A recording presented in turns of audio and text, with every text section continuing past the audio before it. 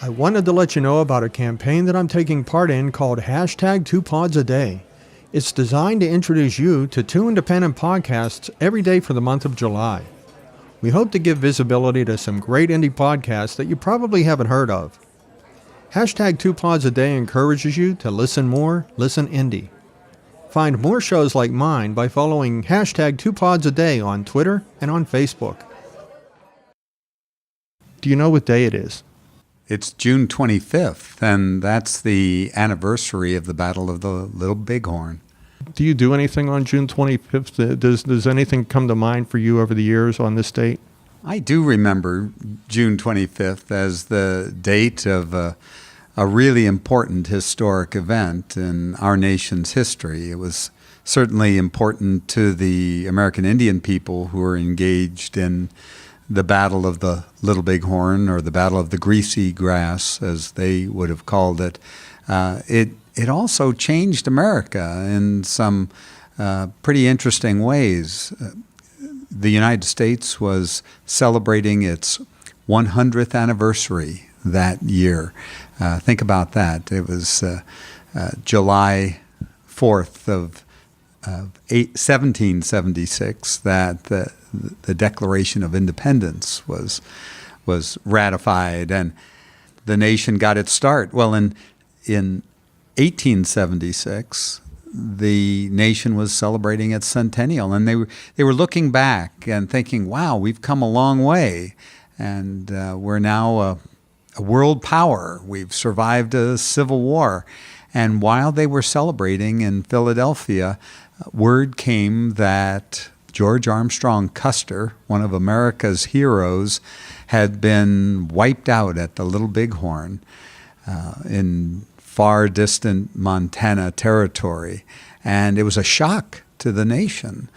They couldn't believe that savages, as they would have said, had wiped out the cream of the American military. And they had been thinking, well, we've got this continent licked. We're a coast-to-coast empire. But they didn't count on the original inhabitants of the country disputing that. And so it was a wake-up call for America.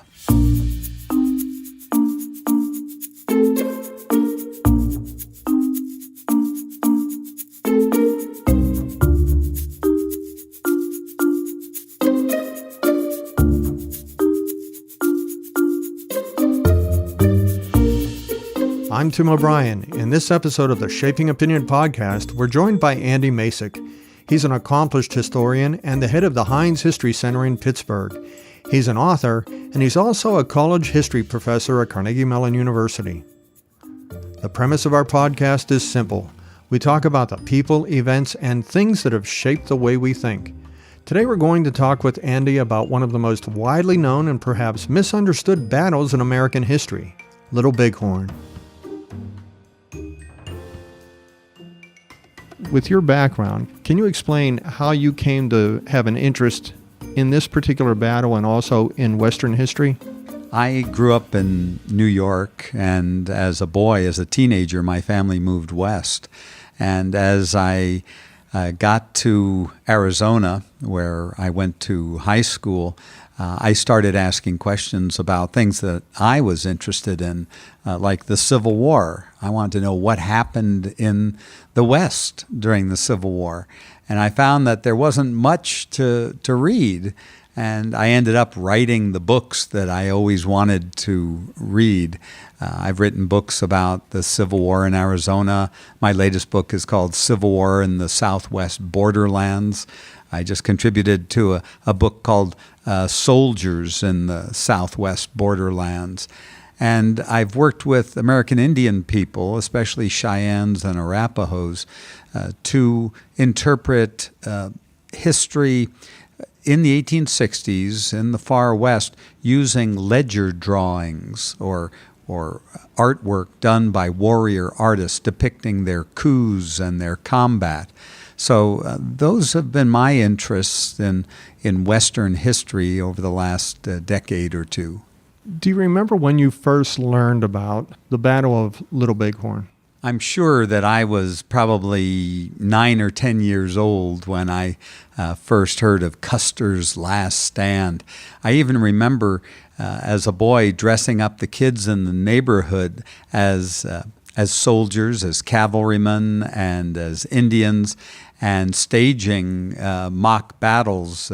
We had arrows sticking in the ground on a hilltop, and we used our little Instamatic cameras to document the battle.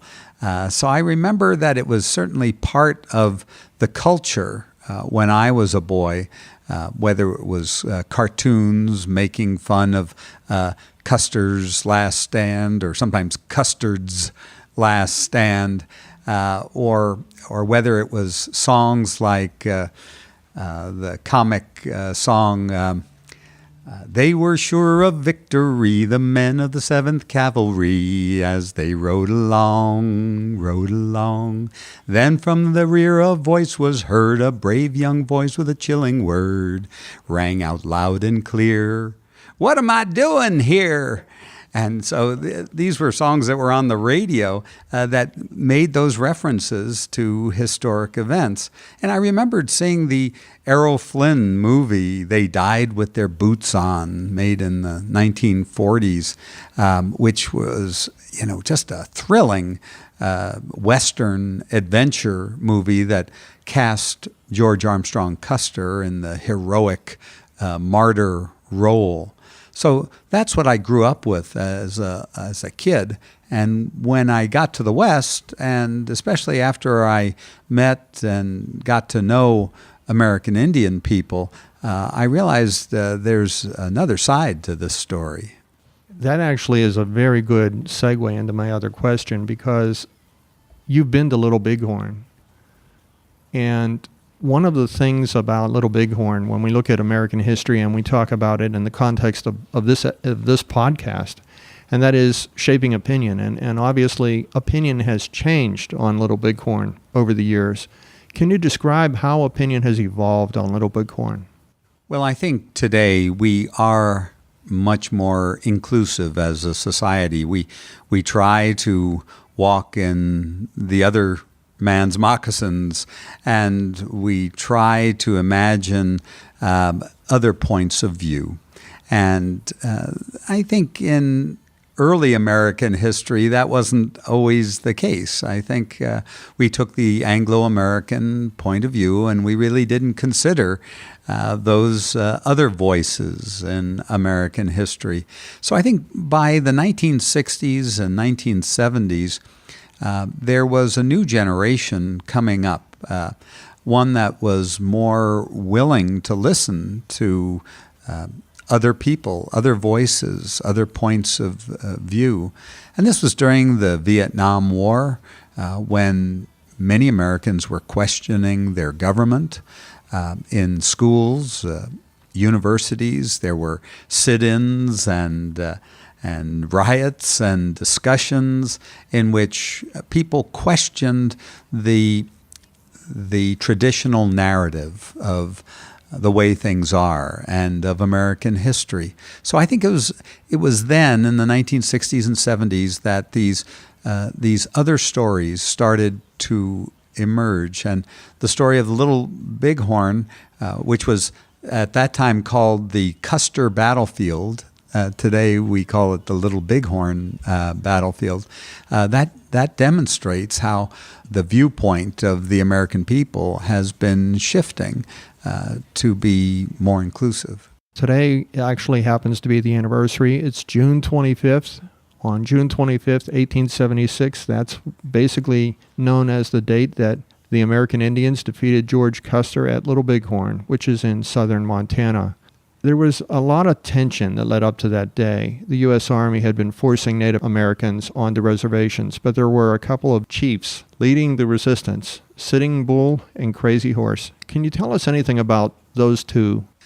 Sitting Bull himself was a holy man. He was someone who was much respected among his people because he was poor. he gave away anything he ever got, whether it's horses or material goods or food. He would share with others. And among the Lakota people, that is seen as a great man, someone who is poor and who helps others, and who has visions. Sitting Bull was a man who would have visions. He would pray, he would smoke, he would look to the four cardinal directions, and he would seek guidance. And it's Sitting Bull who really kind of presaged or predicted the destruction of Custer's command. People like Crazy Horse were known war leaders. He was one who was much respected for his fearlessness in battle. He was quiet, and that's another admirable quality among many Indian peoples. People who don't talk a lot, don't run their mouths, but show through deeds their good works or their bravery. And so these were two of the American Indian people who were involved, but so were Chief Gall and Two Moon and Lame White Man. These were others who figured prominently in the battle that was to come on June 25th, 1876. Well, what predated the battle, from what I understand, is that as Americans moved west, some of these American Indian tribes repeatedly entered into treaties with the U.S. government before the terms were changed, and they had to move into reservations. Could you tell me a little bit about what it was that happened in the Black Hills around 1875 that took place that sort of set the stage for Little Bighorn? Going back a few years earlier, it should be known that the United States government entered into hundreds of treaty arrangements with the First Peoples of the Americas. And these treaties were, they were shams, many of them. White agents or army officers would often make contact with Indian peoples, and they couldn't even figure out the governance or the leadership structure among these Indian peoples. And so they would grab anybody who looked like they might be a chief or a leader of some kind, and they would have him touch the pen. That's the expression they would use because, of course, most of these Indian men couldn't write English. They might be able to do pictographs on lodge skins or in books, but they didn't write English. So they would touch the pen, and a white clerk would write their name. And these treaties, up until about 1871, were common. There were hundreds of them, and they usually said that Indian peoples would be giving up their land, but they would receive in exchange annuities or gifts, such as firearms and food and clothing, everyday necessities. And that they would live on reservations or lands set aside just for them. And the Senate would approve these treaties just as they would other nations. The Senate is charged with approving international treaties.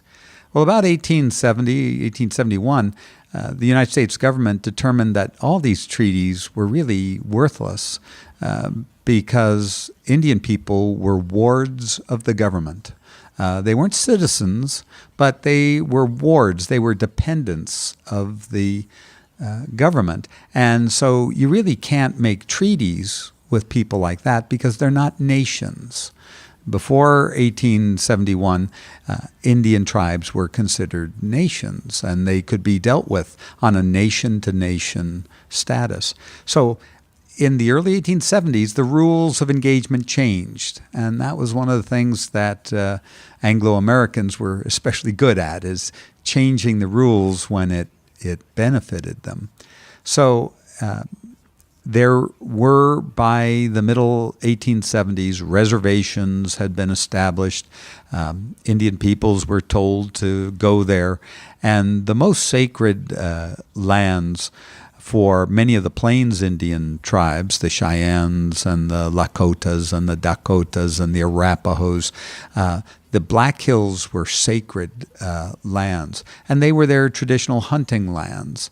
And the government said that we'll keep white people out of that territory, and that is yours to hunt in.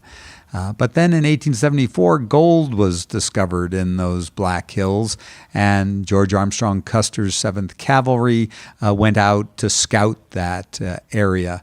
And they verified that, yes, indeed, there was gold there, and that it was inevitable that whites would come and prospect for that gold.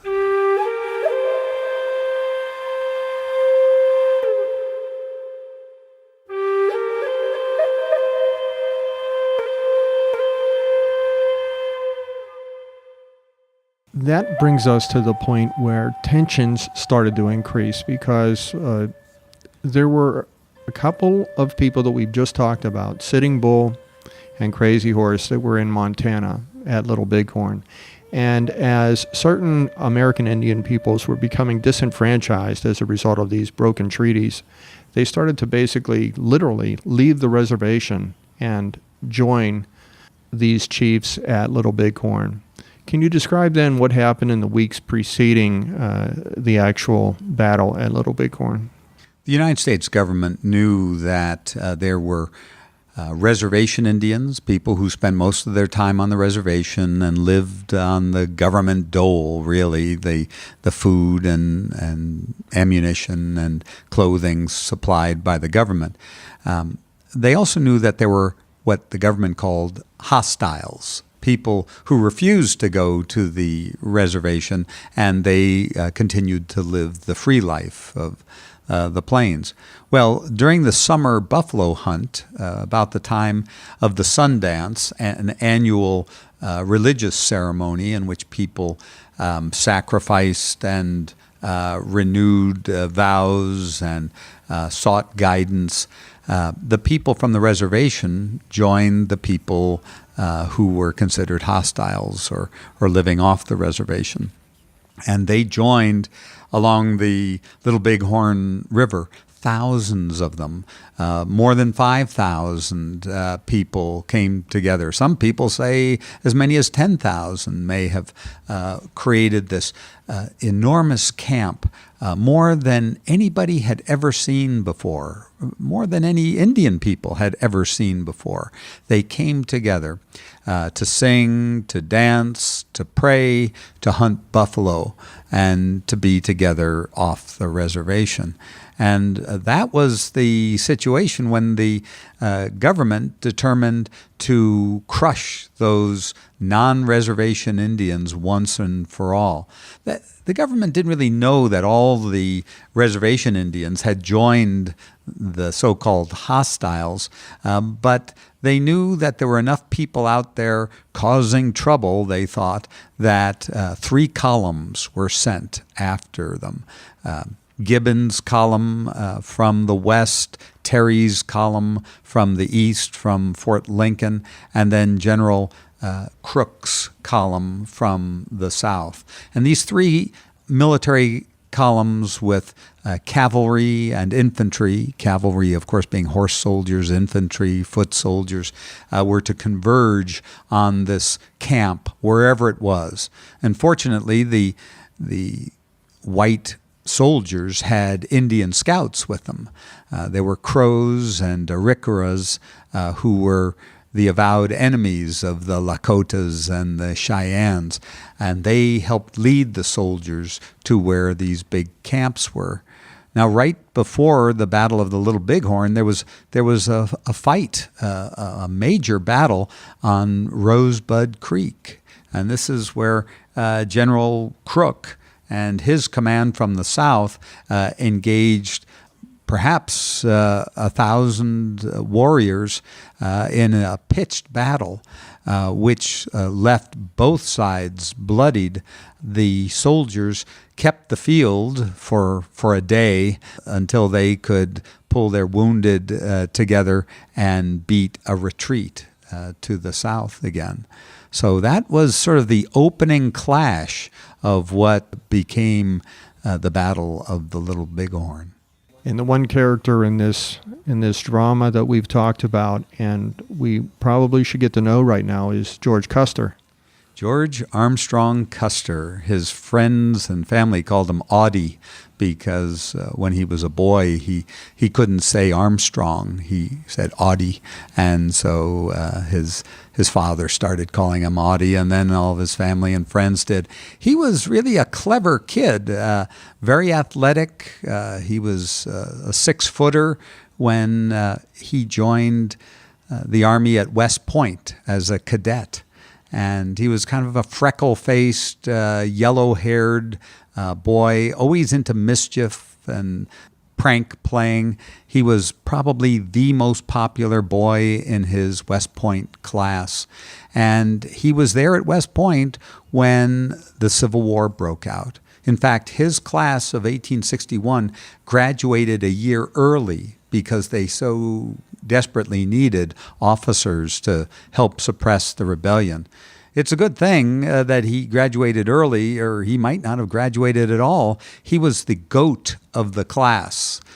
Goat is the name given to the person who's the bottom-ranked student in a West Point class. He had more demerits for misconduct than any other cadet. I think it's a record that may still stand.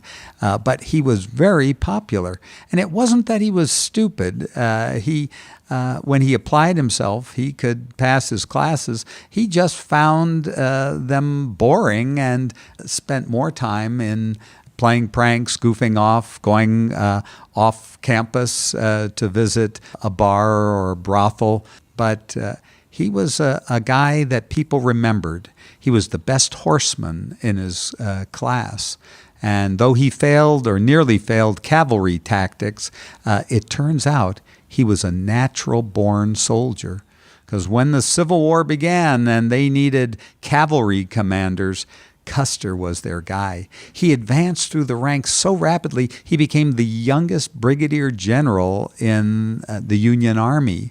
And he was always in the thick of battle. His men loved him. They followed him because he was brave and he led from the front.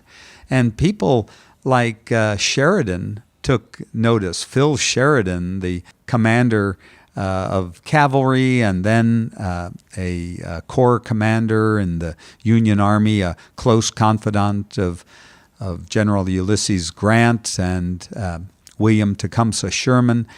Sheridan saw talent in Custer, and what he most admired was his aggressiveness. He never shirked from battle.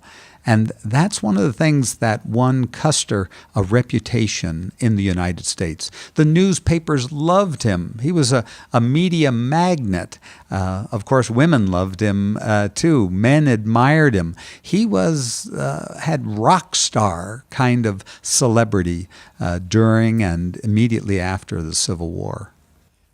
What I read about him regarding this particular battle was he was already starting to think of a political career after his military service, and he was almost starting to do things on the battlefield to help enhance his reputation. But I don't know if that's true or not. What?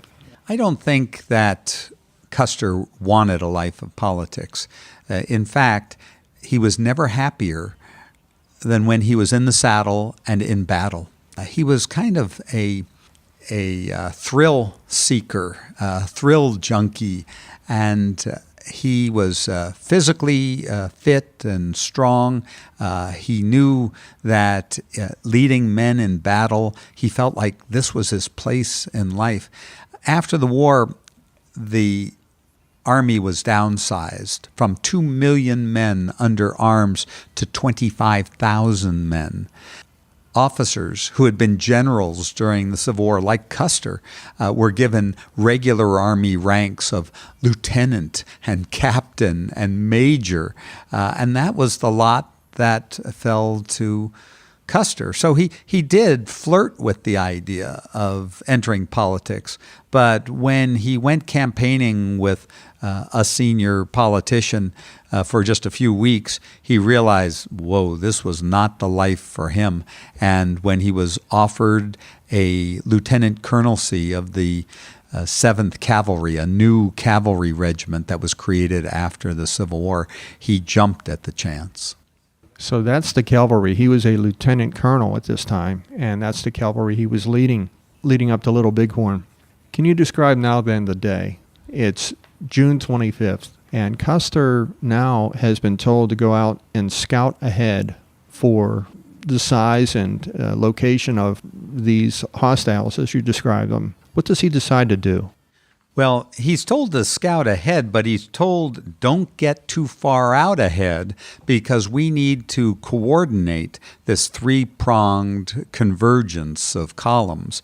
And General Terry had the infantry, the foot soldiers, and most of the supply wagons with him. He said, when you see something, report in so we can coordinate our attack.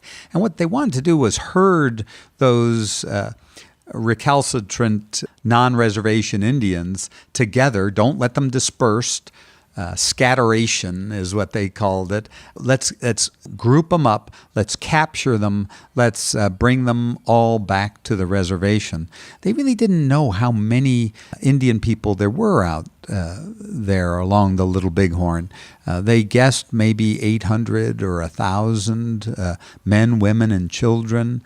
Remember, a lodge could hold 5 or 6 people. So if there were 100 lodges, there might be 500 people, and maybe a fifth of them might be military-age men or what we might call warriors. So they didn't know exactly who they were facing or how many there were. But Custers Scouts, his Arikaras, saw from a high vantage point, they called the Crow's Nest. The Arikaras and Crow Scouts looked down, and 20 miles off in the distance, they could see what they described as worms in the grass. If you're looking 20 miles away at 5,000 or 10,000 people with massive horse herds kicking up dust, what that looks like is worms kind of squirming in the grass. Now, the white officers had a hard time discerning those details, and they had to take their Indian guides and scouts' word for it. But word got back to Custer, and he said, we've caught him. We need to move quickly now. He was afraid that his trail had been picked up by Lakota outriders.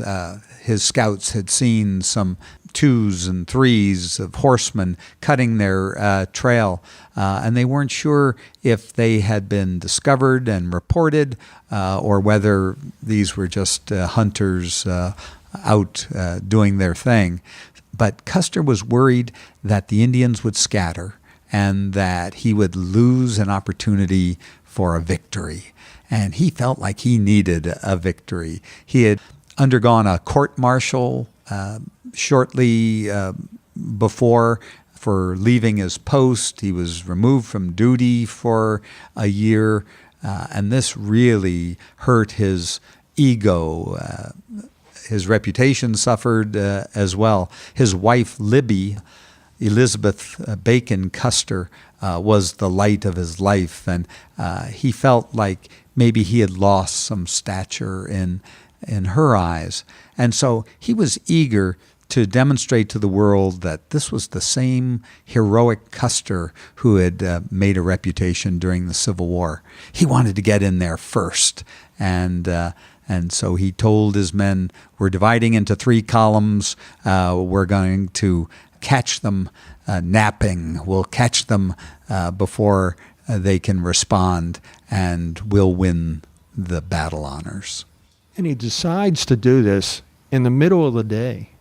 Well, in Indian fighting in the far west, the wisdom was that when you spotted the enemy, you went for them fast, especially when there were women and children present.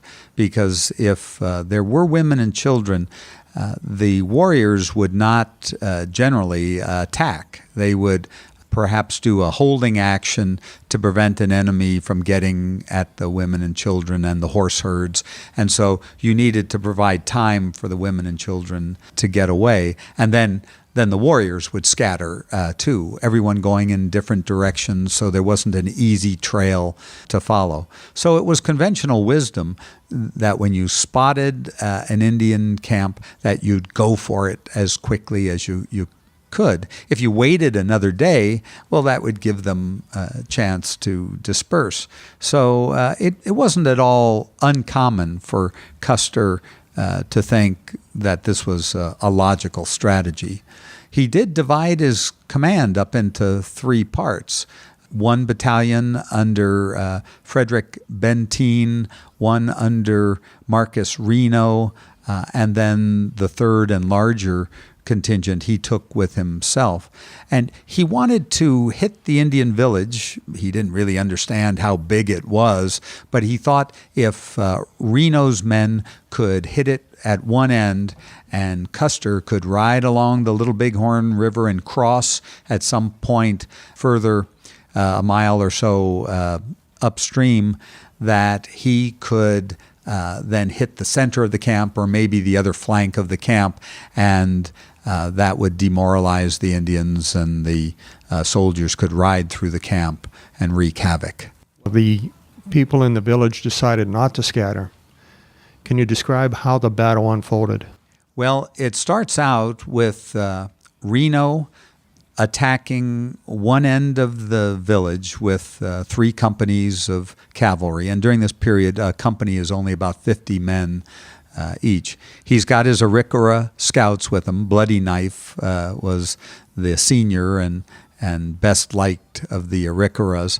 And they pitched into what looked like a group of lodges, teepees, and they dismounted as skirmishers, which would have been typical to fight on foot. Every 4th man becomes a horse holder. They link leather straps to the horses' bridles so one man can control 4 horses, and then the soldiers can load and fire their carbines, their short breech-loading rifles, on foot, where they have a steady rest rather than bouncing around on a horse. Well, Reno realized that, there were a lot of warriors coming at him, and it frightened him so much that he ordered the bugler to blow remount, and the soldiers had to find their horses in all the dust and smoke, unlink their bridles, and then mount up again. Well, this happened, and then a confused order came to dismount again because they were getting surrounded. And then they remounted again, and the command started to break apart. Just at the beginning of this fight, Custer is seen riding along the hills on the other side of the Little Bighorn River, and Custer's waving his hat in the air, saying, "Pitch into them, boys," encouraging them. He's still not convinced that he's outmatched here, and he wants Reno to keep up the pressure so Custer can get the Indians in this pincers movement. The third column at this time, under Frederick Benteen, is bringing up packs of ammunition. They've taken a different, more difficult route since no one knew where this village was. And about this time, Custer sends back word to Reno, "Big village, come on, bring packs." He's asking him, telling him, ordering him to double time it. "We need you up here now. There's a big village."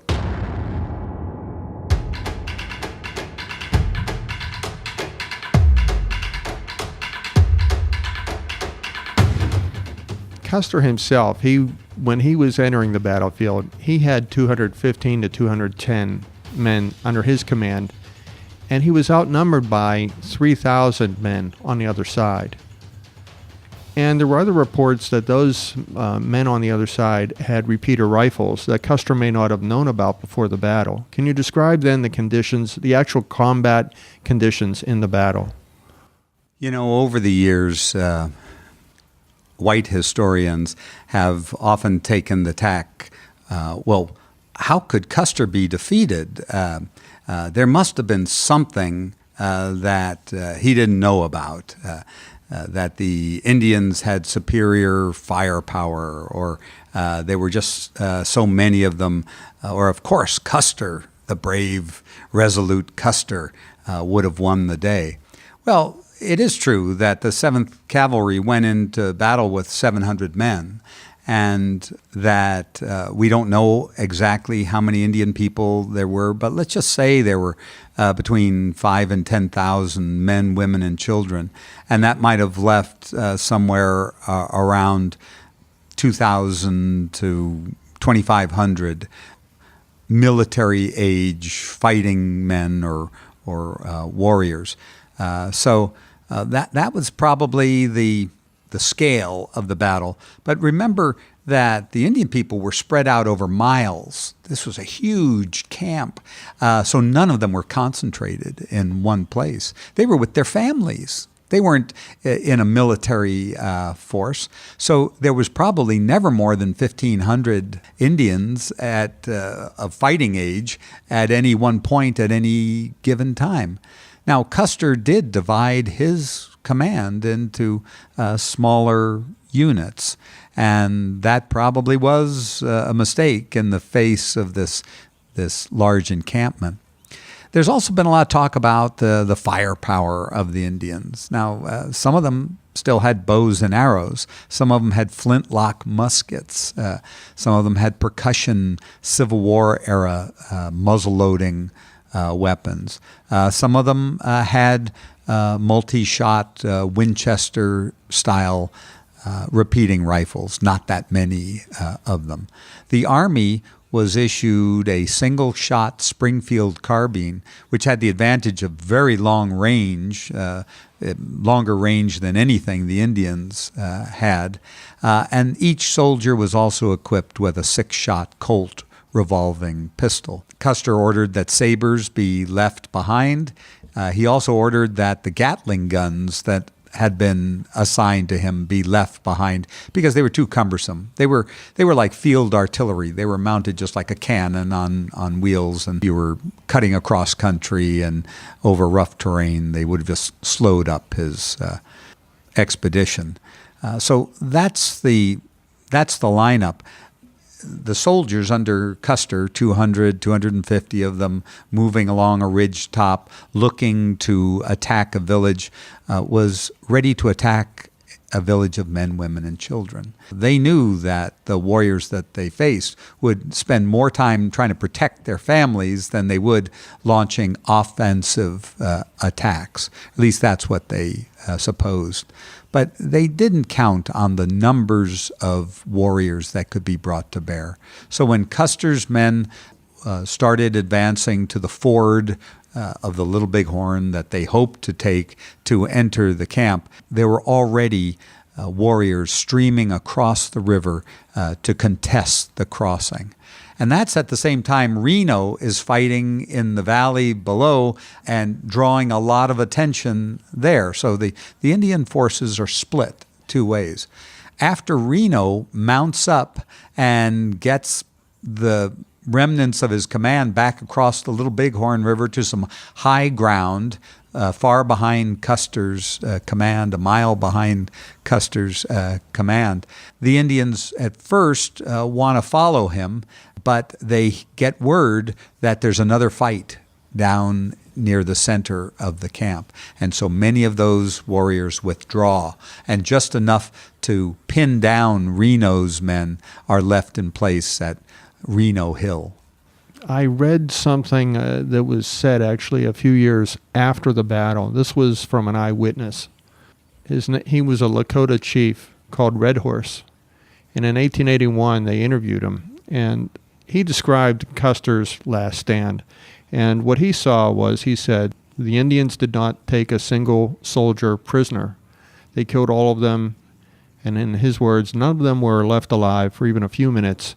So in less than 2 hours, this battle took place, and it was a disaster for Custer, a tragic one for him. Can you describe a little bit about the aftermath, the immediate aftermath after the battle? Well, remember, Custer's men are killed to a man. We don't have any white eyewitnesses. One of the Crow Scouts, Curly, was the last to see Custer alive, and he escapes. He's told by Mitch Boyer, Custer's chief of scouts, that this wasn't his fight. He could get out of there. He was a young man, 19, 20 years old, and there was no need for him to die. So Curly's the last one of Custer's command who sees any of those men alive. The Indian people who are attacking Custer, they're not sure who Custer is even. They don't know that this is Custer's command. Custer has just cropped off his long yellow ringlets in favor of a cooler, easier to maintain in the field, short hairstyle. So the Indians don't even know when they find his body that this is Custer.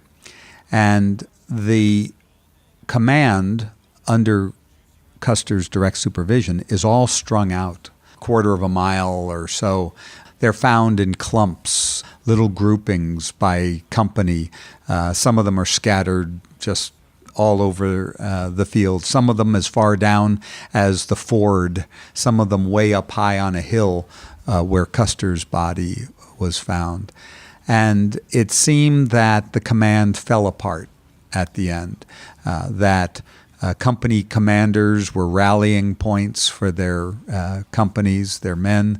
There may have been an attempt at a breakout once the command was surrounded by warriors, and maybe there were 1,500 of them all around them. Some speculate that the soldiers let their horses go, hoping the Indians would chase after the horses. The horses were valuable commodities. There seemed to be little organized defense, though the people back at Reno's Hill, including Captain Thomas Weir, close friend of Custer's, who went out to see if he could help Custer against Reno's orders. Reno said, "Stay here, I need you here." Weir said, "Yeah, but those guys need us." They could hear volley firing. So the soldiers at some point were firing volleys, timed volleys with their Springfield carbines, which was how they were trained to fight. Some people speculate they were trying to signal the other wing of the command to come to our rescue, though they didn't know that Reno was holding on for dear life in his hilltop position. After the fighting is over, the smoke is starting to clear, the women come out from the Lakota and Cheyenne camps, and they ritually mutilate the dead. Genitals are severed, major muscle groups are cut. Some of the soldiers are decapitated. Often arms and legs are removed. Trigger fingers are cut off. These people believe that in the afterlife they're going to meet these same people again. And if they were good fighters, they don't want to give them any advantage in the afterlife. So if they gouge out their eyes or cut off their trigger fingers, they're going to be less formidable in the afterlife. Of course, all the soldiers are stripped, not out of meanness, but because their clothing has value, and so do their cartridge belts and weapons, and of course their horses. 70 horses are found dead, cavalry horses, on the field, and they're just collateral damage. The Indians, of course, wouldn't purposely kill those animals. So that's the scene of the battle when finally the relief column comes a day later and find at first what appear to be white stones on the hill when a white man's body is drained of all of its blood. It's a very white thing indeed, and from a distance it looked like white stones all over the hillside, the grassy hillside. But as the relief column approached closer, they could see that these were the men of Custer's command.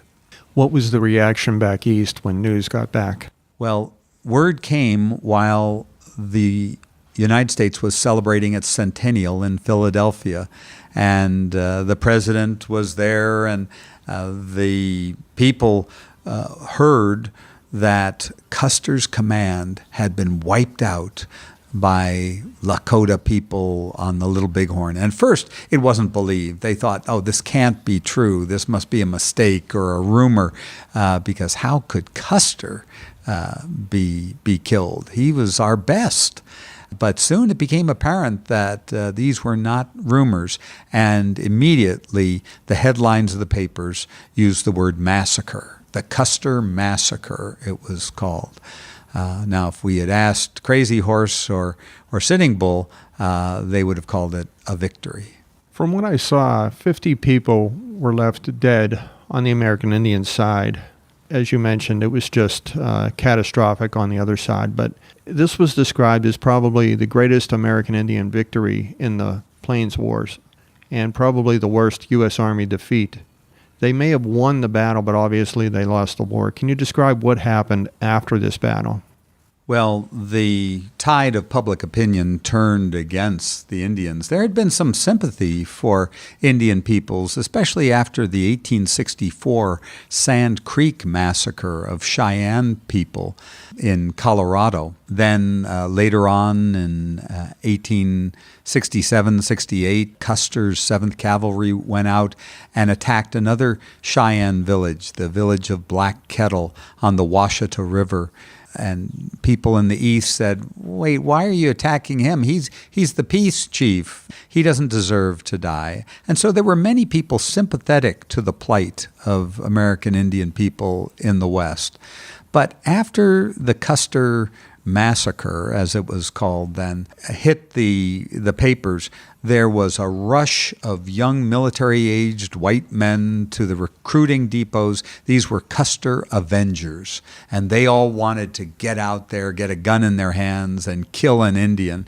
And even those who had been sympathetic to Indian people had a hard time speaking up. They were shouted down by those who wanted revenge.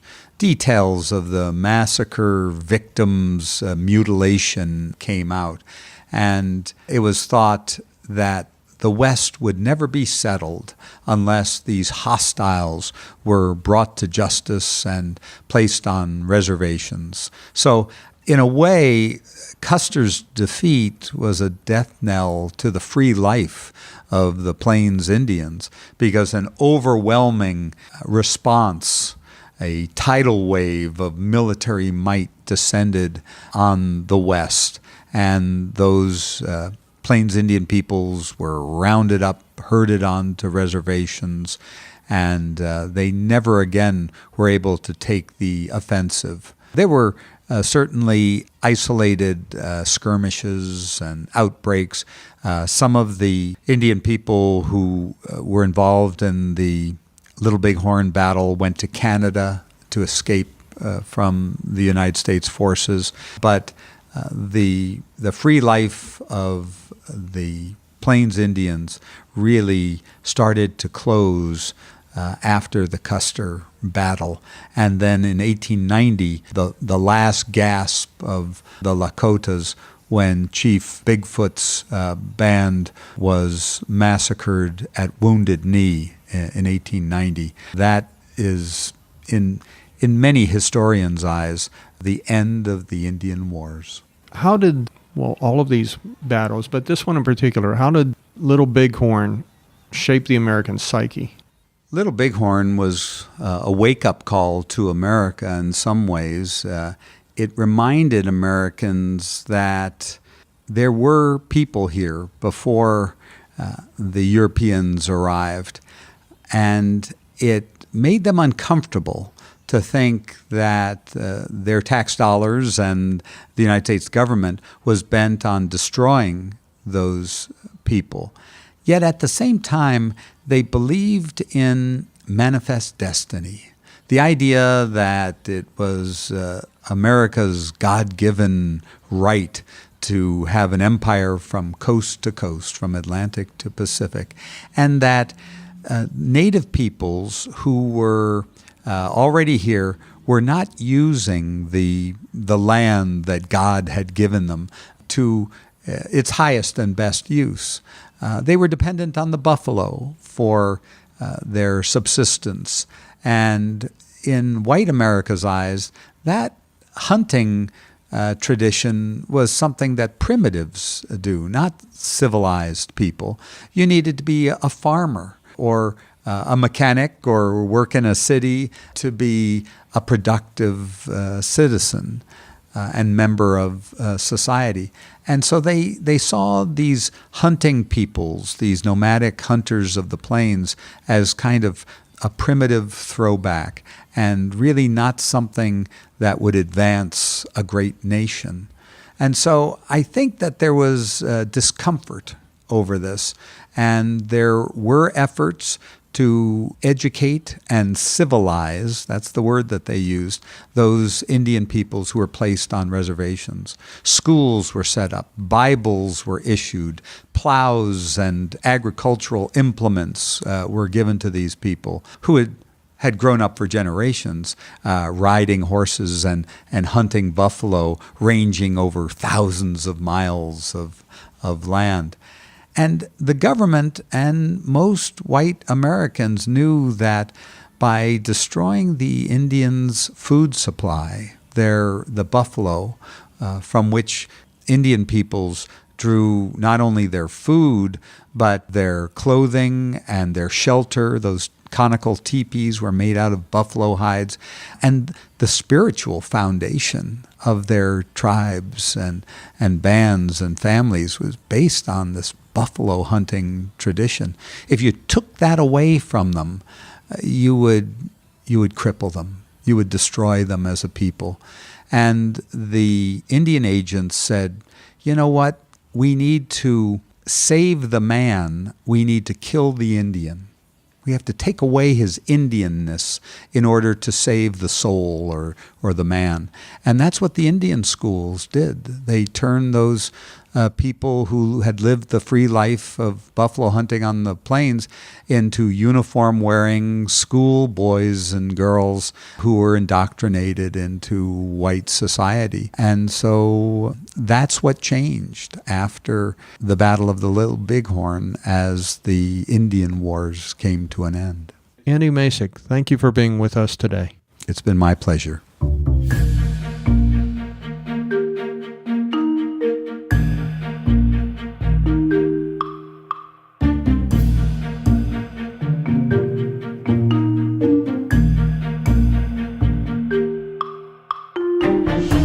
Make sure to check out our show notes for more information on everything that we talked about today.